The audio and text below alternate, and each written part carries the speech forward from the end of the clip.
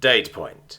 First year, 4th month, 3rd week, BV. Dear Journal, I'd make a great mob goon. Oh, and on a side note, those spheres don't have an expiration date, which makes me really wonder what they're made of, although I'm kind of scared to ask. So, are we there yet? I was starting to develop a twitch in my right eyelid, not to mention the headache that was becoming common fare during this ungodly long trip. Why did Yava's planet have to be so far away from anything? No, I growled through the manic grin plastered on my face. We're not. If you took the 2 seconds necessary to look out the window, you could see quite clearly that we are most definitely not there yet. Yava gave me a questioning glance. Headache already? Yes, I sighed, releasing some of the tension in my shoulders. Sorry for snapping, but you can answer these questions on your own. I gave you permission to use the astrometrics up here. It's a lot faster if I just ask. Then maybe I should stop answering so you'll stop pestering me with the same question every day. She deigned not to reply, and I didn't feel like pursuing the matter. Though she had no reason, Yava remained in the cockpit, hopping awkwardly from foot to foot. Deciding to break the stony silence, I broached another subject. You don't have anything left to do? No exercises or, exercises? Now it was her turn to be exasperated. Of course not, that's all there is to do on this blasted ship. Exercises which you constantly tell me will be important, despite the fact that you also said loss of fitness would only occur in lower gravity, and as you have also quite clearly outlined last time, certain areas of the ship have galactic standard and the rest have normal. Well, we still have approximately 3 days left before the nearest jump point, so there's got to be something else to do here. Not unless you have any ideas. If I'd had any, I would have told her, but aside from my current activity, which was pushing buttons with different tones to make approximations of Twinkle Twinkle Little Star, I was as bored as she. I'd considered taking out the old twin blade for a spin, but even though the rooms in this ship were more spacious than those of its predecessor, I didn't trust myself to swing a fusion blade in any enclosed space whose structural integrity I valued. Another factor detracting from that course of action was the twin blade itself. Last few times I'd taken it out to look at it, something about it had seemed off. I remember liking the mirror shine of its surface, but now all I could think of while holding it was what I'd done with it. Spending hours mindlessly pushing buttons was better than being left alone with my thoughts. Recently I stopped wearing the twin blade at all, instead keeping it sealed away in a compartment in my room. I still kept the original 2 fusion blades on me at all times though. Never hurts to be prepared. Normally I'd have thought Yava's relative inexperience with space would have offered a multitude of conversation topics, but the reality was it was extremely difficult to explain what half the stuff out here was without the actual object to demonstrate. I managed for a few small things with the help of the nanofactory, but by and large it was almost impossible to get an accurate representation of a troopship without at least a picture. Thinking of the nanofactory sparked a thought, which quickly formed into an idea. I smiled. Actually, I do have something. Follow me. Making our way to the nanofactory was not as easy as one would believe. The cockpit was at the front, while the factory in the back. Normally this wouldn't have presented a problem, but for my idiot decision that we should get accustomed to shifts in gravity. For what it was worth, I deeply regretted that decision, but to go back on it now would be admitting I was wrong, and I obviously couldn't do that. The result was that traversing the length of the ship was a stumbling, dangerous affair.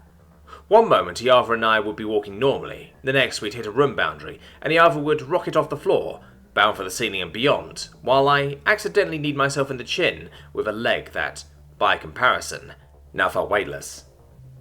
The second act consisted of the leg, which should have been firmly planted on the ground by now, remaining in my face, causing me to fall forward just in time to avoid the alien kangaroo rat, descending from on high in a dishevelled mass of fur, legs and tail.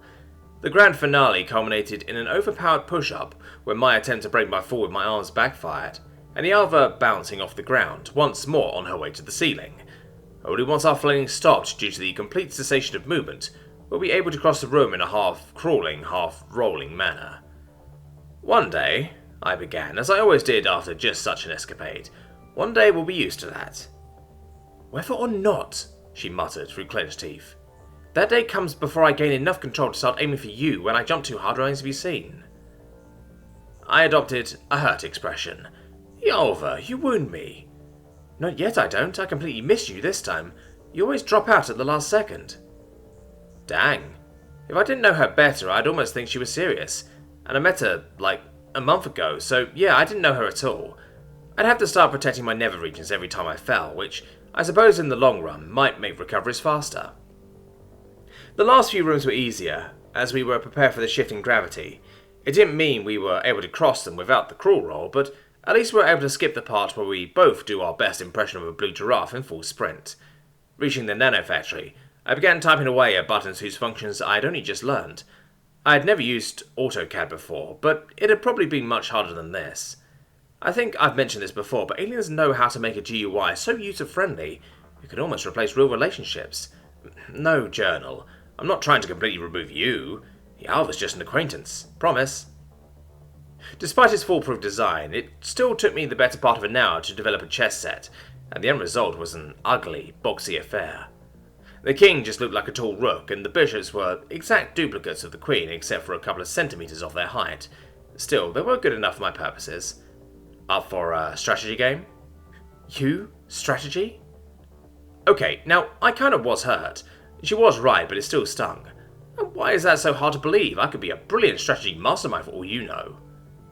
She made her species equivalent of a disbelieving huff, which was basically the same as mine, if my voice was several octaves higher and then produced through a scarf. You asked a completely random guard to help you plan a coup because you didn't know the governmental climate of a society whose principal administrative building you literally lived in. Not to mention that I think the only reason you asked me in particular is because you had a good feeling about me. I mean, when you put it that way. So you can see why I'm a little surprised that you would suggest a strategy-based game, but I'm bored enough to try it. I'm honoured you're willing to lower yourself enough to my simplistic plane of understanding in order to play this game with me. She nodded in an appropriately condescending manner while I set up the board.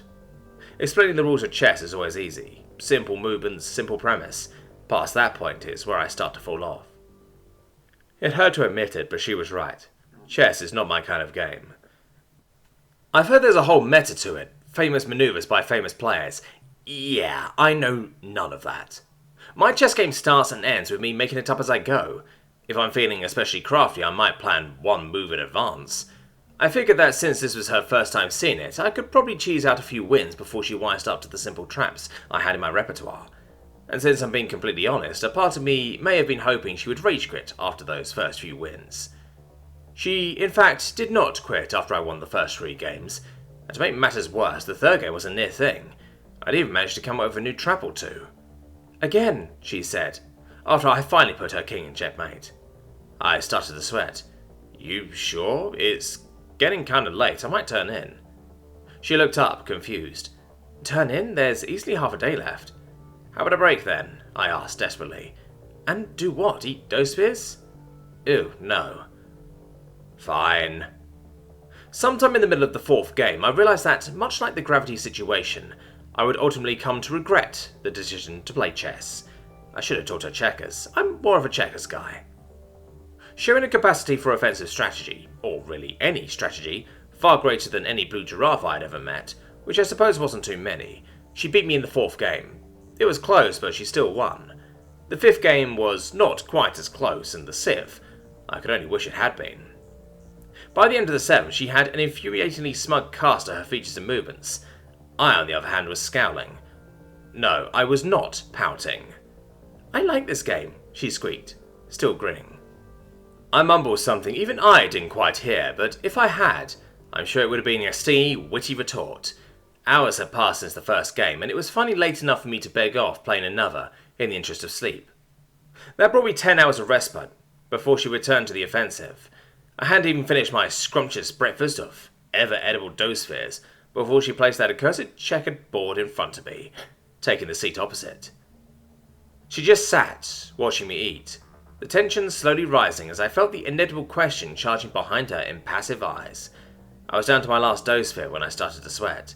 I had to come up with something, some excuse for why I couldn't play, anything that would prolong my inevitable demise. Alternative occupying actions unfortunately did not readily come to mind, but I had time.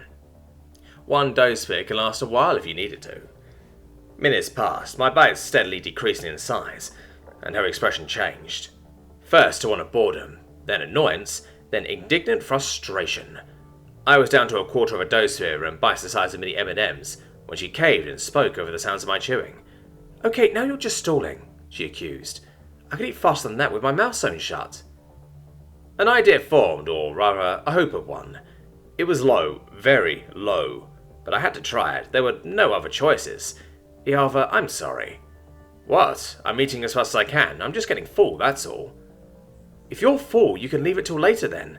We've proven on multiple occasions that those abominations keep under any and all circumstances. I made a face. And just leave it, sitting, half-eaten on the table? What kind of uncivilized creature are you? It was obvious she was somewhat taken aback by my aggressive response, but with a harsh shrug ignored it. No good. I needed to provoke her. I was just saying if you were full, then maybe you should try doing something while you eat. Take your mind off your obviously delicate appetite. Not much there, but I could work with it. Oh, so you call me fragile now, is that it? An edge of defensiveness crept into her tone. Promising. A little further and I could pull the switch. No, of course not. Why would you think that? Oh, come off it. You always thought that. It was hard delivering that line with a straight face, but desperate actions for desperate times. Where are you getting this? The defensiveness was plain now. What are you saying? She was starting to get louder. One more should do it. I don't think I should answer any of your questions if you aren't willing to be honest with me. I almost gagged on that one. Thank goodness it worked. Not willing to be honest with you? Since when have I not been honest with you? Honest about what? She was loud enough. Time to spring the trap. There's no need to get angry. The key now was to make my tone one of detached superiority, and I have to admit I pulled it off beautifully. She hadn't been angry before, but a spark of it lit behind her eyes at my words. I'm not angry. I'm asking you what you meant when you said I wasn't being honest with you. She had lowered her voice by the end of it, sealing her fate. Maintaining my cool tone, I glanced down at what remained of the dosphere. If you're not angry, why are you yelling then? She might not have known what it meant, but I made sure to throw in an eyebrow quirk at the end for style points. I'm not yet... All I had to do was look up with a pointed glance. She stopped mid-sentence, noticing that she had just started yelling. Visibly calming herself, she continued in a tightly controlled voice. Tight control was easy enough to break. I was merely asking. Uh-oh. She was taking the merely route. I had to end it quick with a petty side comment. Asking rather forcefully, I muttered. Quite enough to be able to pass it off as to myself, but easily loud enough for her to hear, especially since she could hear better than me. Her control vanished and all calm disintegrated as she began shouting in earnest. I was not angry. Obviously. Well, I'm angry now because you... Whoa there, that sounded like a blame shift. Couldn't have that. I quickly interrupted. I think we should wait to talk until you've calmed down a bit. Honestly, I don't know why you've been so angry lately unless... I trailed off pensively, looking down at the chessboard. What? She followed my glance. Wait, what are you doing? Shit, she was catching on. Too late though, I had the justification I needed. I mean, you were never this angry before we started playing that game, and I can't think of anything else that has changed since then. It would seem like the only logical explanation to assume... Oh, you've got to be kidding me. All the anger had turned to disbelieving exasperation. The game was up, but I had won. Time to claim my prize. That it, I nodded towards the board, is to blame. I think it only right that we take a break from it for a while, just to see if you calm down. And if you won't do it voluntarily, then I'll just have to do it for you. I'm sorry, Alva, but I can't play with you. This is for your own good. I wasn't fooling anyone at this point, so I saw no harm in letting my serious demeanour slip in favour of a grin. Her only response was a glare. Date point. First year, 4th month, 2nd week, 3rd day. BV. Trasna Trading Depot. The planet below disappeared without a sound, instantly replaced by the emptiness of space perhaps a half hour from Vacano's coordinates. Wait, Yava squeaked from behind me. What just happened? Jump drive, I muttered distastefully. Even more of a disappointment than FTL. I mean, I get it, reality is a lot more boring than sci-fi. But honestly, if you're able to create something that literally teleports you from one location to the next, would it really be so hard to throw in some light effects between trips? I'm not asking for the Cirque du Soleil, but a couple flashes or something would be nice. I don't have enough experience to really agree or disagree, Harbert began. But can we go back to the part where you said Circus of the Sun? If we're ever around Earth, I'll try to take you. I've never been to one of their performances either. I could tell she wasn't entirely satisfied with my answer, but if I could keep her off balance, it would be easier to convince her to stay on the ship while I ran errands for Vagno. I've been trying to come up with a reasonable excuse for the better part of a day now, but everything I thought up so far wouldn't have even convinced me.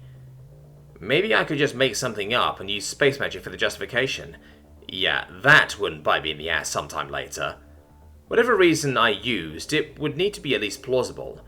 She didn't have a translator. I could work with that. She didn't have anything in the way of cybernetics, come to think of it. I'd have to...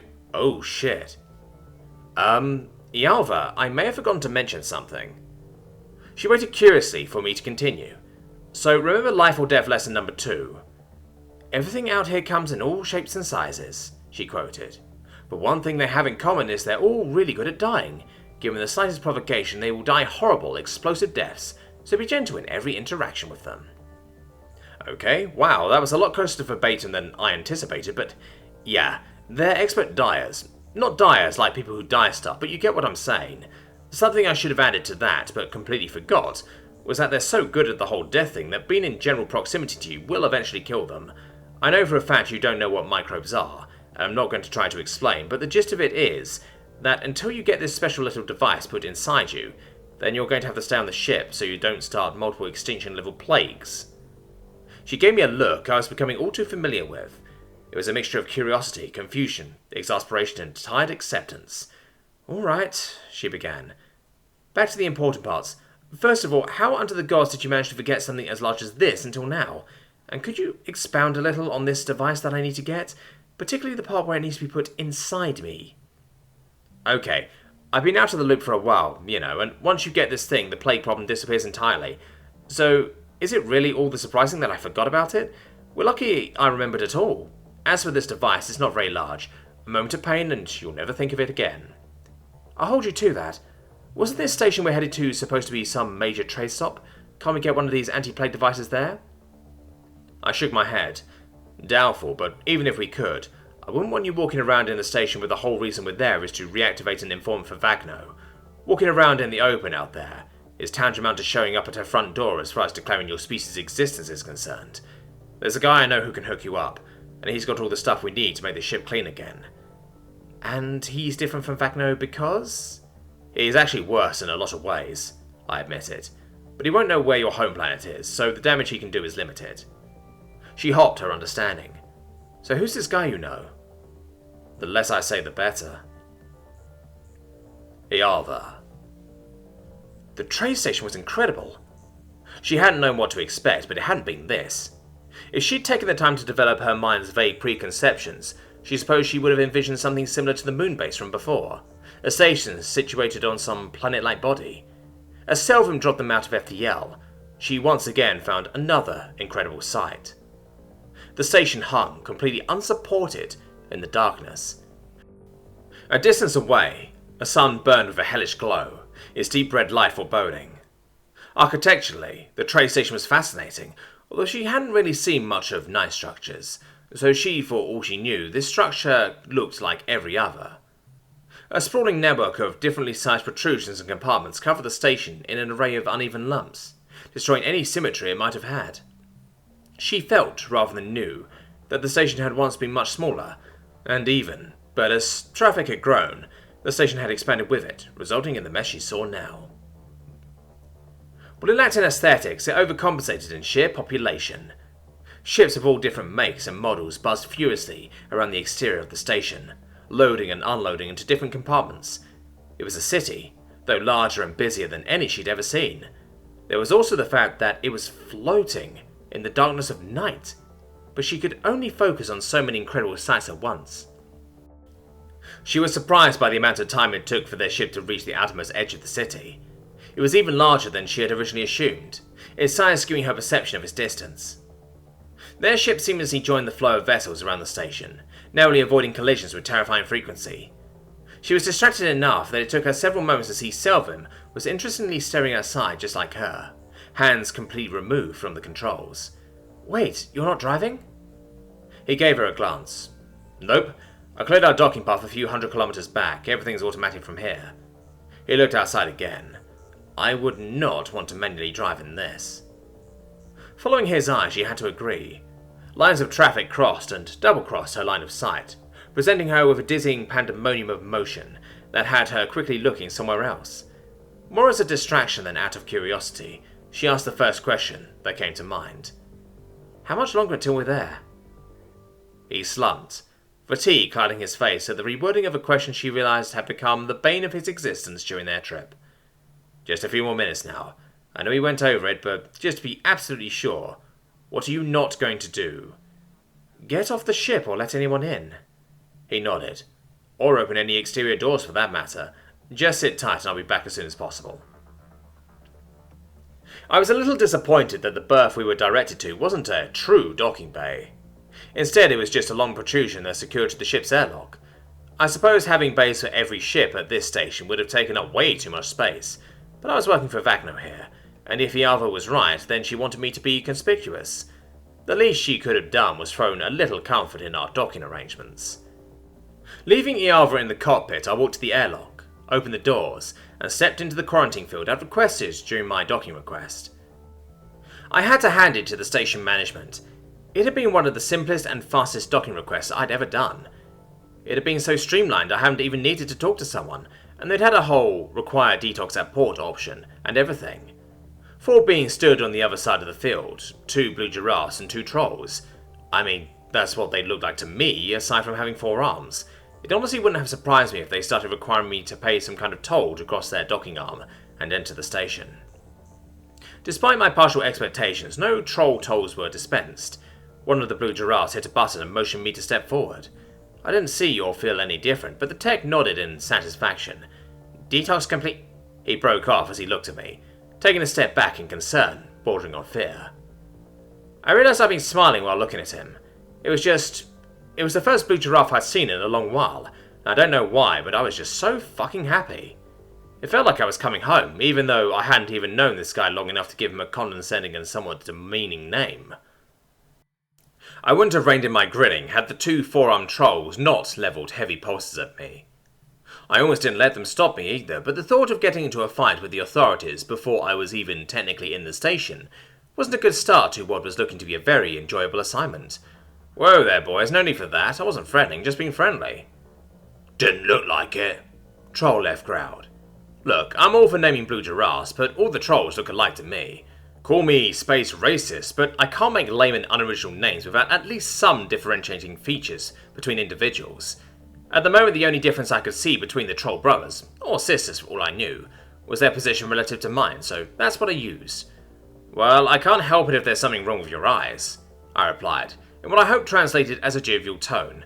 "We done here? I dropped by for more than just your lovely company." Troll Left didn't lower his or her weapon. Troll Right opened his or her mouth. "Are you a human? Like the ones from those new rules?" I paused for a moment. Let's start off with you telling me what will happen if the answer to that question is yes. "Not much. Just asking." Well, the least they could do was shoot me. Then yes. Troll Right shared a look with Troll Left, then turned to leave, the blue giraffes following quickly on their heels. I brought up the rear, keeping my distance to avoid spooking anyone, and entered the station proper. A datapad from the ship had directions to get to my Mark's rooms.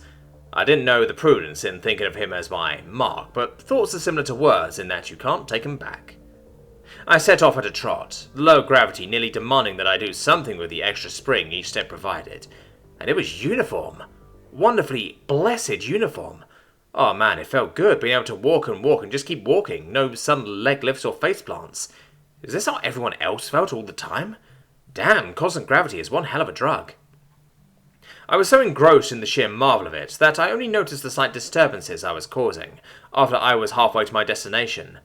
Looking about, it was plain that I was having some effect on those nearby. A good portion I saw paid no attention to me, but a recognizable amount glanced at me and gave me a wider berth than was strictly necessary. Some few saw me and abruptly changed directions, and unless I was being abnormally egotistical, I had a feeling several nearby conversations concerned me. I set off again, now keenly aware of my surroundings. Thankfully my implant didn't seem to be increasing, but it was still present. If you wanted me to be noticed, Vagno, you got your wish. Aside from those and similar small disturbances, I arrived at my destination without causing any riots. The crowds had considerably thinned by the time I reached it, being a nondescript door blocking my entrance to what I could only assume were my mark's residences, seeing as it was smack dab in the middle of a habitation district. Habitation compartment, if I were completely honest, but habitation made it sound so much smaller than it really was. That district felt better in my mind. Habitation area? Beans lived here. Hitting the doorbell, I waited what felt the appropriate amount of time necessary to determine he either wasn't home or wasn't answering, and an attempt to open it established it was locked. I started to consider breaking down the door when it opened, to my surprise. Mine was nothing compared to his, though. This guy's reaction was by far the most violent I'd seen from anyone today. Upon glancing out to see me, he flew into the air with a shriek. I mean, literally flew. This guy looked like Batman's worst nightmare. Okay, maybe not flew, but he used his sudden vertical displacement to glide several meters away from me on skin flaps that spanned the space between his forelimbs and core. I'd never been partial to bats myself, so seeing this guy, who could have easily fulfilled the position of Bat Overlord in an RPG, didn't exactly fill me with warm butterflies of delight. I'd forgotten these fuckers were out here, being gone for so long and all. I'd never really been this close to one either. Never known they could do that whole gliding thing. His reaction didn't dim upon his landing. If anything, the pandemonium he caused only increased as he began flinging about his apartment, somehow knocking over anything remotely capable of being knocked over as he struggled to escape. Where he was escaping to, I wasn't entirely sure. I was blocking the only exit, but he was moving nonetheless. Getting over my own mixed feelings about the guy, I walked in, closing and locking the door behind me. It wouldn't keep him in, but it'd keep visitors out. At the rate he was moving, he could have easily outpaced the placid walk I set. That is, if he hadn't seemed determined to place every possible obstacle available squarely in his way. By the time I reached him, he had buried himself in a pile of furniture and other objects from around the room. I was honestly impressed by the sheer amount of chaos he had managed to sow in such a short amount of time. I doubted I could have done much better without throwing a table or two. Picking my way through the wreckage, I opened my mouth to speak, but he started before I'd even gotten out the first word. "What are you?" he stammered breathlessly. I started to reply, but again was interrupted before I began. "I know you're a human," he continued, "but what are you specifically? Are you a mercenary, a thug, a loner out for money? Don't try and tell me you're here for anything peaceful. Your kind don't work that way." Okay, that just wasn't quite fair. I was about to tell him so, but couldn't get a word in sideways. "No, you can't be here for money. There are far richer in this system. The only reason you'd come to me specifically instead of the yard is because..." His eyes widened. "Who do you work for? What do they want so bad that they track down a human to..." He paused for so long that I began preparing my entrance into the conversation. I didn't get past the initial breath before he gave a cynical huff. "I guess there's only one who'd have the means and overdeveloped sense of vengeance to go through so much trouble for me. How's the old bitch doing?" The translator didn't exactly give bitch, but I felt its approximation of derogatory term could be shortened as such. "The contact was all sorry about losing me, so she sent the ultimate definition of overkill to make an example out of me? Well, do your worst. I'm not running from you, would be pointless anyway." Oh man, where to start? I still had to set him right on how just because I'm not the perfect example of pacifism doesn't mean all of humanity is as screwed up as me. Then I needed to point out how the only reason he wasn't currently running was because his previous attempt had made it presently impossible to do so, and finally I would get to the part about how I wasn't sent here to kill him. I had another whole run-on sentence ready, and prepped to explain everything to him in one go, before he again stammered in speech. Wait, I've changed my mind." His eyes bulged, and had they been free, I assume his arms would have been waving frantically. "I don't want to die. Please, I'll go back. I'll send a message to the contact right away. I'll do anything. That'll appease her, right? She wouldn't want you to kill one of her informers, would she?" I thought for a moment. Had I just finished the job? Vagno said she'd wanted this guy back in her employ. From the sounds of it, he was. Could it really be this easy? Apparently he took my moment of silence to indicate displeasure regarding his terms. Another font of babbled speech erupted from him before I could stop it. You can have anything from the yard. The poor guy sounded nearly in tears. Anything you want. An inventory should be on the table over there. He shifted slightly to his right. I looked and saw a datapad next to an overturned end table. Picking it up, a ship manifest appeared before me, and a quick scroll showed them to be freighters of varying sizes. Was it okay to take him up on his offer? I mean, he was the one who had suggested it, and Vacno had said I wasn't getting a bonus for this one. I planned on tracking down my favourite blue giraffes and apologising. They had every right to be angry with me, but maybe they'd be a little more forgiving if I had a gift as well as an apology. As long as this guy cleared whatever I picked so it wasn't stolen, I didn't see the harm. Really? No harm? You see absolutely no harm at all? Not one bit? Not even a smudge? Nothing? Okay, yes, voice in my head, I saw it. It was pretty fucking hard to miss, but I had a big reason to ignore it.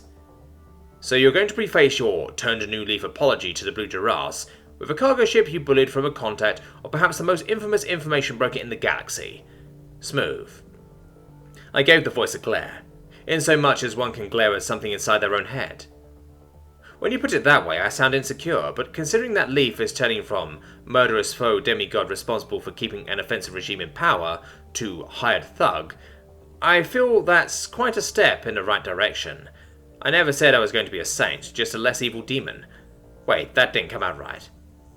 Regardless of how you meant it to sound, I think it came out pretty spot on. Thanks? Don't mention it. So I'm in the clear for doing this because model 73-6298-5 looks tempting. I'm honestly surprised you didn't just pick the biggest there was to offer. I mean, I'm trying to show a little restraint, and anything larger would have required me to wait around while they built it. Everything above 73-6298-5 is special order. How noble of you. Are we clear? I can already tell you're going to ignore me, whatever my answer is. I can never fool you, can I? Unfortunately. I'd realised I'd been silent for more than half a second. Much longer and Mark would probably offer me his family and unborn child.